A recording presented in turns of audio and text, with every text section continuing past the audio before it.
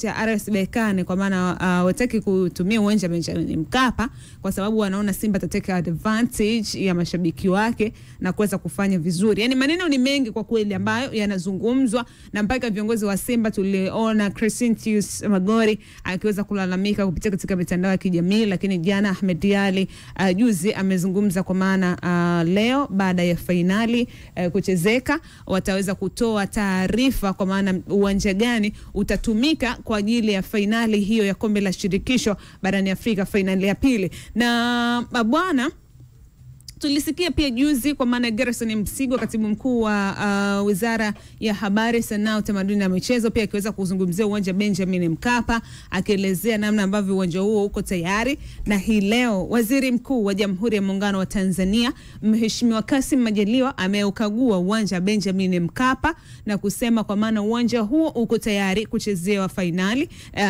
ila wao hawana mamlaka ya kusema finali ichezwe hapo, ila uwanja kwa namna ambavyo ripoti ambayo imetolewa na ya ukarabati huo, uwanja uko tayari kuchezwa ama kuchezewa hata hii leo.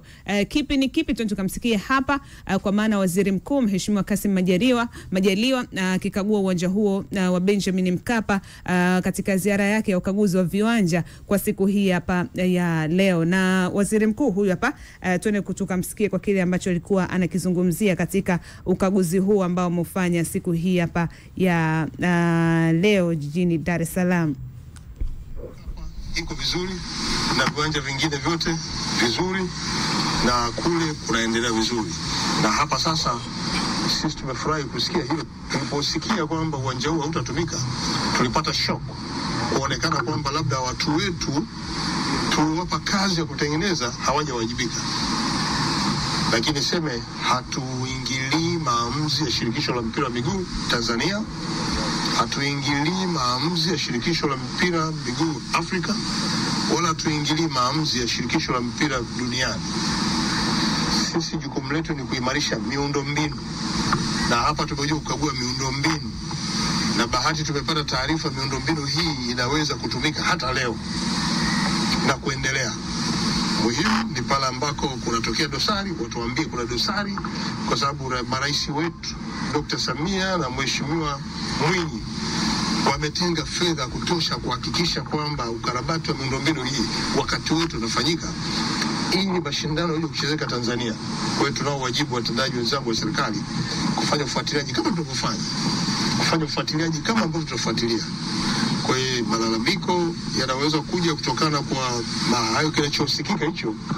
Hiyo ni shirikisho la mpira miguu Tanzania na klabu yenyewe. Sisi kama serikali miundombinu uwanja uko vizuri. Wakiamua tutawaruhusu waendelee. Sisi hatuna shida, tumeshawajengea na tumeweka fedha kwa ajili yao ili waje kutumia. Hata leo wakitaka kutumia leo watumie tu. Tumeweka, wakitaka kucheza saa 4 usiku inachezeka, wakitaka saa 10 mchana ruhusa.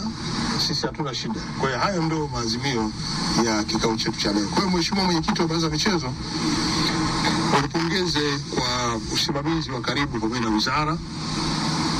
Na sasa tunaendelea Isamuyo, na kwa bahati nzuri mkandarasi tulikuwa tarehe ambazo tumewekeana bado yuko kwenye time. Kwa hatuna mashaka na yeye. Na kampuni hii inaweka viti na huko. Haya, huyo ni Waziri Mkuu wa Jamhuri ya Muungano wa Tanzania Mheshimiwa Kassim Majaliwa akizungumza wakati akikagua uwanja wa Benjamin Mkapa hii leo Mei 17, 2025 jijini Dar es Salaam. Anasema serikali hawawezi kuingilia mamlaka, lakini Simba na shirikisho la mpira wa miguu Tanzania TFF ndio wanaweza kuamua kwa maana finali hiyo ama mchezo huo ama wapeleke hayo maombi finali irejeshwe hapo, ichezeke hapo katika uwanja wa Benjamin Mkapa. Lakini wao kama serikali jukumu lao la kuhakikisha miundombinu inakuwa mizuri na timu zinacheza michezo yake katika viwanja vya nyumbani, kama ambavyo Dr. Samia Suluhu Hassan na Dr. Hussein Ali Mwinyi wanavyopambana kuhakikisha miundombinu ya michezo nchini inakuwa katika mazingira safi, salama na ya kuvutia. Yes, na kitu kizuri ni kwamba FIFA walishatanabaisha hiyo mipaka ambayo ipo, kwamba serikali itahusika katika eneo lipi na eneo lipi ambapo ndio itakuwa mipaka yake, na unaona ambacho wanakifanya ndio kile ambacho hata FIFA wenyewe wanashauri serikali ya nchi husika iweze kufanya, kwamba nyinyi mta oversee, nyinyi mta support miundombinu ile ambayo mnaweza mkainitiate nyinyi na mkaiendeleza nyinyi, mtakuwepo hapo na mtafanya hivyo, kwa sababu nyinyi kazi yenu ndio kuoversee mpira wa miguu katika taifa lenu. Kwa sababu inawezekana sasa hivi, ili ufahamu kwamba serikali nayo pia ina nafasi yake, inawezekana serikali labda ikasema okay, sisi hatupo tayari labda mchezo wa finali kati ya Simba labda na RS Berkane ucheze kwenye nchi yetu, hatupo tayari. Serikali kiamua, ina maana no way sasa, kwa sababu tayari wao wenyewe ndio ambao wanakuwa wana mamlaka na nchi husika. Kwa hiyo kitakachoangaliwa sasa hapo ni kwamba sababu za nyinyi kufanya hivyo ni zipi? Kuna sababu, je, kuna machafuko? Okay, hakuna machafuko, basi kutakuja kufanyika vitu vingine sasa ambavyo vinapaswa kufanya baada ya kitu kama hicho kutokea. Na serikali, FIFA wenyewe wana support mchango wa serikali katika kuendesha mpira wa nchi husika. Kwa mfano naweza nikakupa mfano 2010 ambapo nchi nyingi zilipeleka bid ya kuweza kuhodhi finali za World Cup, ambayo ilikuwa ni World Cup ya 2022 ambayo alipewa Qatar, pamoja na World Cup ya 2018. Nchi mbalimbali ambazo zilipeleka, kulikuwa Marekani walipeleka Indonesia, sijui walipeleka Korea, walipeleka Japani.